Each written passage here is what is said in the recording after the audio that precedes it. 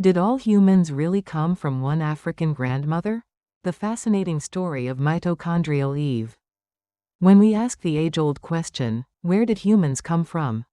Most people think of myths like Adam and Eve, or picture some lonely, first woman, wandering the earth. But science tells a story that is stranger, and in many ways, even more awe-inspiring. Today, more than 8 billion people, no matter their skin color, language, or nationality, can trace their maternal ancestry back to a single woman who lived in Africa around 150,000 to 200,000 years ago. She wasn't a legend, she wasn't a queen, she wasn't even the first woman. But she's very real, and scientists call her Mitochondrial Eve. Sounds like science fiction? Don't worry, it's backed up by solid genetics and decades of research. Let's dive into the epic journey of how scientists found humanity's common grandmother. 1. Why people say, every man was born of a woman. At first, the phrase sounds like a joke. But biologically, it's absolutely true. Every life begins in a woman's womb. While men contribute half of the nuclear DNA, the egg provides not only the other half but also the entire cellular engine, the mitochondria.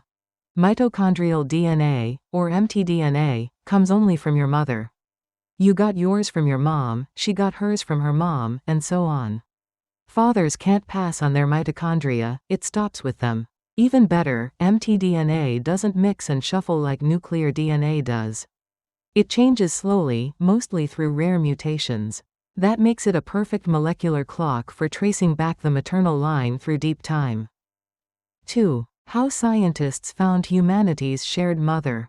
In the 1980s, geneticists collected DNA from people all over the world, different continents, cultures, and ethnic groups. They focused on the mitochondrial DNA and compared sequences. By calculating the rate of mutations, they could estimate when different lineages branched off from one another. And all those branches led back to the same root, a woman who lived in East Africa about 150,000 to 200,000 years ago. That's Mitochondrial Eve. She wasn't the only woman alive at the time. She wasn't the first woman. She wasn't the biblical Eve. She was simply the one whose daughters had daughters, generation after generation, without interruption. Every other maternal line eventually died out, sometimes because a family had only sons, sometimes because of disease or tragedy. By sheer chance and survival, her mtDNA made it through the bottlenecks of history. And it's still in you, me, and everyone else today. 3. Humanity almost went extinct. If you're thinking, wait, how could everyone come from just one person? The answer lies in survival. Humans didn't always number in the billions. At certain points, our population shrank so drastically that we nearly vanished. Scientists call this a population bottleneck. The most famous example happened about 74,000 years ago, when the massive eruption of Mount Toba in Indonesia caused a global volcanic winter. Food chains collapsed, climates shifted, and humanity's numbers may have fallen to just a few thousand. For context, modern humans actually have less genetic diversity than chimpanzees. Despite our differences in appearance, we're all very closely related. The reason is that our species passed through these tight survival bottlenecks. The fact that you exist at all is proof of an astonishingly fragile chain of survival. 4. Was Mitochondrial Eve the first woman? Nope, there was never a first woman. Evolution doesn't work like that. There wasn't one magical day when a mother ape gave birth to the first human woman. Evolution is a slow gradient, like watching red gradually shift to orange. You can't pinpoint the exact moment red became orange. Our ancestors were hominins, ape-like creatures. Over many generations, small genetic changes accumulated. Brains got bigger, walking upright became normal, and communication grew more complex. Eventually, scientists drew a line and said, this group is different enough, we'll call them Homo sapiens. Among those early Homo sapiens were women. But no single individual deserves the title, the first woman. And remember, the concept of female and male predates humans by more than 1 billion years.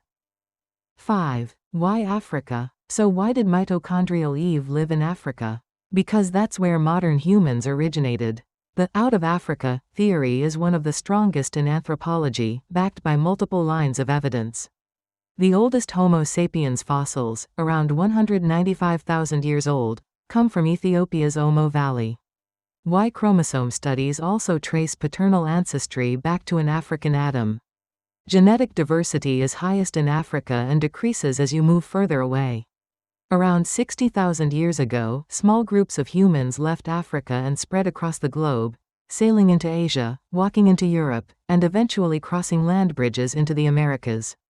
Africa wasn't just our birthplace, it was our launchpad. 6. The takeaway: humanity's shared grandmother. When you look in the mirror, you're seeing the living echo of a woman who lived in Africa nearly 200,000 years ago. She didn't know she was special. She wasn't a queen or a goddess, just a woman trying to survive, raise children, and pass on life. Through an unbroken chain of mothers and daughters, her legacy is all of us. Every skin tone, every language, every culture, we're all branches of the same family tree. So next time someone says, "all men come from women," you can smile knowingly. Because written in your DNA is a reminder that we are all, in a very real sense, children of the same grandmother. And maybe, that's the most unifying truth of all.